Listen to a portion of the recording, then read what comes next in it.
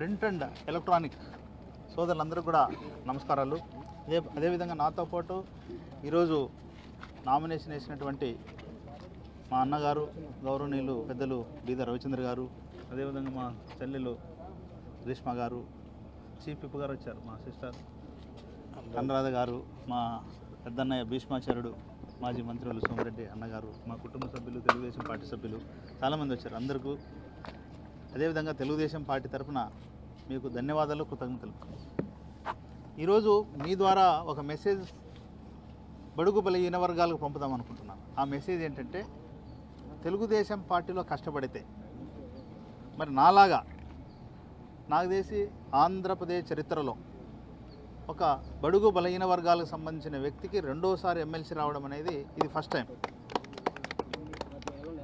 అంటే దీని అర్థం ఇందాక మా అన్న చెప్పాడు, మాకు గాడ్ ఫాదర్ లేడు, డబ్బులు లేవు, కానీ మా దగ్గర ఉండేది ఏంటంటే పేదరికం, అధిక జనాభా, నిరక్షరాస్యత, ఇవన్నీ సమస్యలు ఉన్నాయి.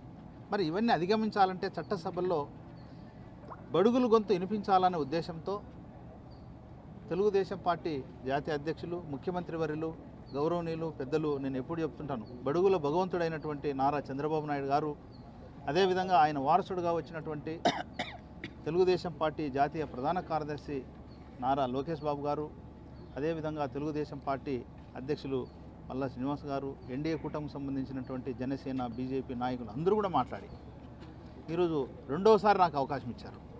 అందుకోసమే ఈ రాష్ట్రంలో ఈ ఉండేది 5 సీట్లు, బీజేపీ, జనసేన, ఎన్డీఏ కూటమి పోతే 3 ఉన్నాయి. అందులో బడుగులకు 3 బడుగులే మేము, ఎస్సీ, ఎస్టీ, బీసీ, మైనార్టీలు తెలుగుదేశం పార్టీలు బడుగులు ఉంటాం. మొత్తం 100% 100% మాకే బడుగులకే ఇచ్చారు, బడుగులకు గొడుగులు ఇచ్చారు. ఈ ఇద్దరికంటే అత్యంత అదృష్టవంతుడు నేను. రెండోసారి ఇది, ఈ కష్టకాలంలో మరి రెండోసారి అవకాశం వచ్చిందంటే చిన్న విషయం కాదు. మరి ఇలాంటి అవకాశం కలిగించినటువంటి చంద్రబాబు నాయుడు గారికి, నారా లోకేష్ బాబు గారికి మీ ద్వారా ధన్యవాదాలు తెలుపుతూ, బడుగు బలహీన వర్గాలకి నేను ఇచ్చే సందేశం ఏంటంటే, తెలుగుదేశం పార్టీలో కష్టపడితే నాలా 2 సార్లు ఎంపీ, కర్నూలు ఎంపీ, ఒకసారి రాజ్యసభ, 2004లో ఆదోన్ ఎమ్మెల్యే, అదేవిధంగా 2017లో కార్పొరేషన్ చైర్మన్, 19లో ఎమ్మెల్సీ, మరీ 25లో ఎమ్మెల్సీ. ఇన్ని పదవులు ఇవ్వడం అంటే చిన్న విషయం కాదు. అదేవిధంగా సామాన్య కార్యకర్త అయినటువంటి నేను ఈరోజు రాష్ట్ర ప్రధాన కార్యదర్శిగా పనిచేస్తున్నాను. పార్టీ పరంగా అయితేనేమి, ప్రభుత్వ పరంగా పదవులు అయితేనేమి, బడుగు బలహీన వర్గాలకి ఈ రకంగా ఈ పార్టీ అవకాశం ఇచ్చింది, ఇవ్వబోతుంది అనడానికి నిదర్శనం నేనే, దానికి స్ఫూర్తి. మీ ద్వారా ఒకటే బడుగు బలహీన వర్గాలకు అందరూ గుర్తు చేస్తున్నాను, వైఎస్ఆర్సీపీ పార్టీ అంతా కూడా గత 5 ఏళ్ళు మోసం చేసింది. ఎంతసేపున్న బడుగు బలహీన వర్గాలంటే ఎస్సీ, ఎస్టీ, బీసీ, మైనార్టీలని ఓటు బ్యాంకు చూసింది తప్ప ఎక్కడ కూడా గౌరవించినటువంటి సందర్భాలు లేవు. ఒకవేళ గౌరవించినా కుర్చీలకే పరిమితం చేశారు తప్ప ఎక్కడ విధులు లేవు, నిధులు లేవు.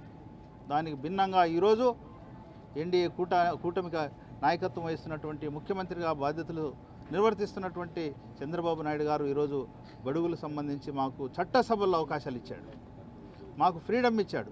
ఇంకా చాలా అవకాశాలు రాబోతున్నాయి. దయవుంచి తెలుగుదేశం పార్టీకి సంబంధించినటువంటి బడుగు బలహీన వర్గాలందరూ కూడా ఆలోచన చేయాలని నన్ను స్ఫూర్తిగా తీసుకొని పని చేస్తే ఈ పార్టీలో ఎంతవరకైనా పోవచ్చు. కష్టపడితే డబ్బు లేకుండా, గాడ్ ఫాదర్ లేకుండా ఏ స్థాయికైనా పోవచ్చు అని కూడా మీ ద్వారా సందేశం ఇస్తూ ఈ యొక్క అవకాశాన్ని కలిగించినటువంటి పెద్దలకు మీకు ధన్యవాదాలు తెలియజేస్తున్నాను. ఒక్క నిమిషం